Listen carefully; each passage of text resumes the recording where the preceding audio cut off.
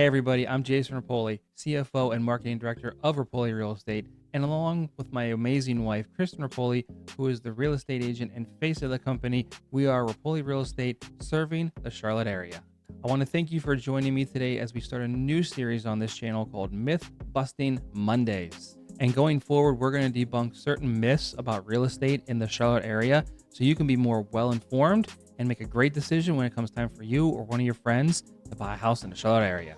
Before we dive into the first episode, do me a quick favor. Go ahead and like this video, subscribe to the channel, and share it with a friend or family member who might be interested in moving or relocating in the Charlotte area. So welcome to Myth Busting Mondays. In this first episode, we're going to be talking about interest rates. So I've been hearing a lot of people saying, I'm just going to wait until interest rates drop to 5 or even 4% like they were a couple years ago, and then I'll start looking for my next house. Sounds kind of smart, right? But is it actually costing you more money in the long run? Let's bust this myth wide open.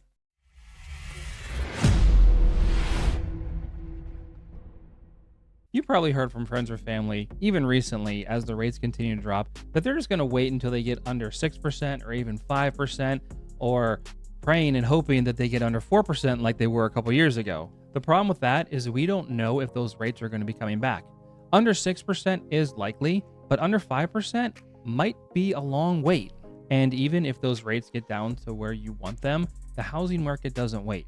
Typically, it does go up year after year. So as you're waiting for the interest rates to drop, housing prices are rising more and more every year. Let's run the numbers on a $400,000 home here in Charlotte, North Carolina. At 7%, your monthly payment lands you around $2,660 a month. At 6.3%, you're looking at about $2,400 a month. And at 6%, it drops to around $2,398 a month. So yes, there's a difference from 7% down to 6%. You'll save roughly around $260 a month. Over 5 years, that adds up to about $15,000. That's real money, no doubt. But here's the kicker. While you're waiting for those rates to drop, the housing prices are increasing. If prices rise even just 5%, that same $400,000 house now moves up to $420,000. And along with that, your down payment and closing costs also rise because of the house prices going up. And now suddenly the lower interest rate is nullified by the price increase over the same time period that you were waiting for those interest rates to drop. So while interest rates dropping is a big positive for the housing market and for yourself, you have to be careful to weigh the rising housing price costs versus interest rates dropping to make sure it's the right decision for you and your family. Here's another thing that some people don't consider. When interest rates start dropping significantly, more buyers come into the market.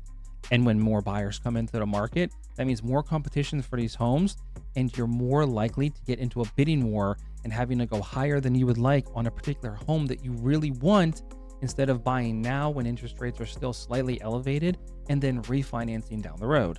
I remember back in 2021 when I had homes going for $10,000, $20,000, $30,000 over asking, and sometimes the clients were moving from out of state and didn't even come look at the house because the offer had to be in so quickly. So they had to make a sight unseen offer on this house that they wanted, not knowing if it was right for their family, but they knew that the market was so hot that they had to jump on it no matter what the cost. So yes, your monthly payment might be reduced because of the lower interest rates, but you could be in a much more competitive market, and that could also be very stressful when you don't know if you can win the house or how high you actually want to go on that particular house that you're bidding on. And one last point I want to make, you can actually get some concessions from the sellers in this current market, but when interest rates start lowering and more buyers are in the market, you're not going to be able to ask for any of those concessions, and you're going to have to pay what they want you to pay. So you're probably asking, what's the smartest play here? My advice for you in this market, if you and your family find a budget-friendly home that fits your lifestyle, go ahead and buy it, because we don't know when interest rates are going to drop severely, and when they do, there will be more competition.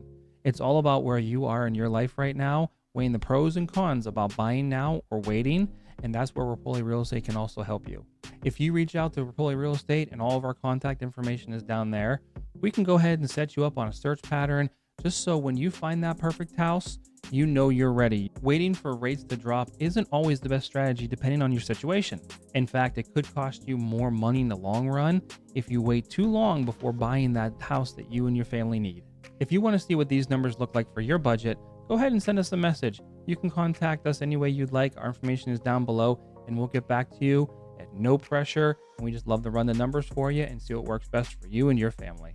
All right, Myth Busting Monday episode 1 is all done. Hope you all enjoyed it.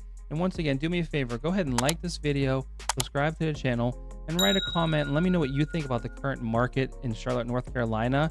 If you think it's really good, really bad, or just crazy like I think it is. Thanks for watching, everyone. I'll see you in the next one. Bye.